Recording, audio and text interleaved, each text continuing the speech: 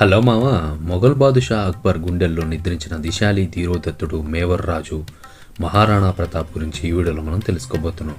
తెలుసుకునే ముందు like, share, subscribe చేయండి బ్రో. కేశాడు అన్న రాణా ప్రతాప్ కాళ్లపై శరణు వేడాడు. రాణా ప్రతాప్ శక్తి సింగును హృదయానికి హత్తుకొని ఓదార్చాడు. క్రీస్తుపూర్వం 1576 జూలైలో జరిగిన హల్దీఘటీ పోరాటం రాజపుత్రుల శౌర్య ప్రతాపాలకు సాక్షిగా నిలిచింది. హల్దీఘటీ పోరాటం తర్వాత కూడా రాణా ప్రతాప్ అక్బర్ సైన్యంతో అనేక యుద్ధాలు చేశాడు. సుమారు 25 సంవత్సరాల పాటు రాణా ప్రతాప్ మొఘల్ సైన్యంతో పోరాడాడు. కుటుంబంతో సురక్షితమైన సింధు ఘాట్కి బయలుదేరాడు. దారిలో గతంలో మేవార్ మంత్రిగా పనిచేసిన బాంషా ఎదురై తన సర్వసంపదను రాణా ప్రతాప్ పరం చేసి తిరిగి సైన్యాన్ని పునర్నిర్మించుకోమని కోరాడు. కొత్త ఉత్సాహంతో రాణా ప్రతాప్ తిరిగి అనేక కోటలను స్వాధీనం చేసుకున్నాడు.